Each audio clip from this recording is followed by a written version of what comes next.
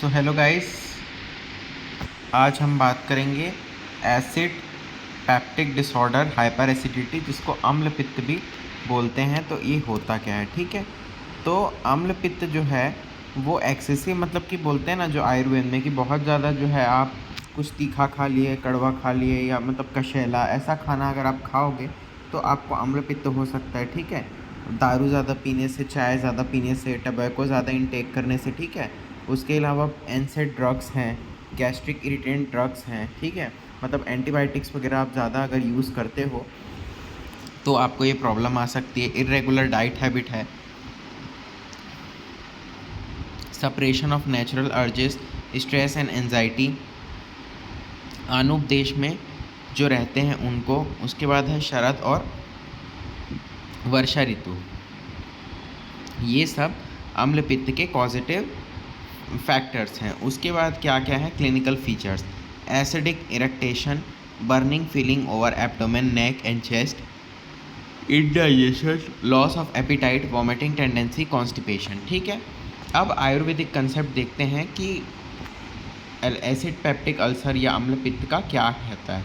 तो अग्नि या पित्त जो रहते हैं वो मेन फैक्टर्स रहते हैं जो डाइजेस्टिव एबनॉर्मेलिटी के लिए रिस्पॉन्सिबल रहते हैं। अब इस एबनॉर्मेलिटी के कारण जो खाना है वो प्रॉपरली डाइजेस्ट नहीं होता और आम दोष की उत्पत्ति होती है। आम क्या होता है, एसिडिक रहता है नेचर में, और ये एसिड इरेक्टेशंस और बर्निंग फीलिंग ओवर एब्डोमेन ये सब कंप्लेंट्स पेशेंट में लाता है, और इंडाइजेशन ये सब लाता है, ठीक है। अब क्या है, स्टूल आरी, ठीक है। इन्वेस्टिगेशंस क्या कराओगे, तो स्टूल जो रूटीन एग्जामिनेशन है वो कराओ, यूएसजी कराओ अपर एब्डोमेन का, अपर जीआई एंडोस्कोपी कराओ, बेरियम मील एक्सरे करा लो, ताकि आपको अल्सर्स वगैरह जो है वो दिख जाए, ठीक है। क्योंकि वो विजुलाइज कर देता है। जब आप बेरियम मील एक रहता है उसको खिलाओगे, उसके बाद एक्सरे कराओगे, तो जहाँ जहाँ पे आपका जो स्पॉट्स रहेंगे वो आपको दिख जाएंगे। अब आप इसका ट्रीटमेंट कैसे करोगे, तो इसमें जो हमारा जो ड्रग्स हैं, तो मेडिसिन्स हैं क्या क्या हैं, तो अविपत्तिकर चूर्ण है 1 TSF twice daily after meals with water. ये जो अविपत्तिकर चूर्ण है ये रैनिटिडिन के जैसे इसका एक्शन है। जो मॉडर्न में हम रैनिटिडिन लेते हैं उसके जैसा एक्शन है। सेम सूदशेखर रस है 2 tablet twice, BD before meal with हरिद्रा जूस है ना। धात्री लो है 2 tab twice before and after meals आप ले सकते हो।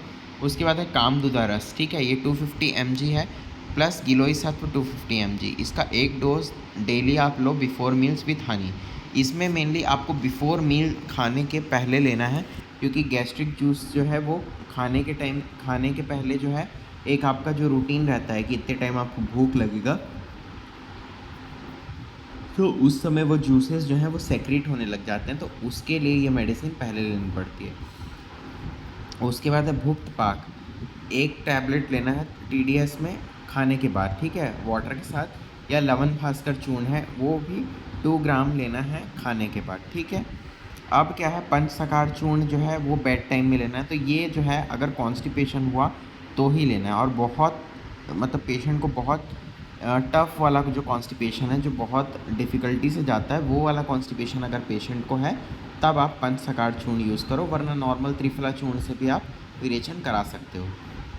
उसके बाद जो फार्मास्यूटिकल प्रोडक्ट्स हैं वो क्या क्या हैं, तो पेपगार्ड है, आमलकी है, आयु एसिड है ना, एल्सरेक्स है, गैसेक्स है ना, सुक्तियन है। ये 1 से 2 टैबलेट जो है TDS में खाने के पहले दे सकते हो। उसके बाद है पेपगार्ड है, ज़ाइमनेट है ना, गैस्कोज़ैम है, गैसेक्स हीमोकिड है ना। ये 2 TSF TDS में खाने के बाद दे सकते हो या बीडी में। उसके बाद है लेक्सिविट है, 1 TSF देना है बेड टाइम में गर्म पानी के साथ अगर कॉन्स्टिपेशन है तो।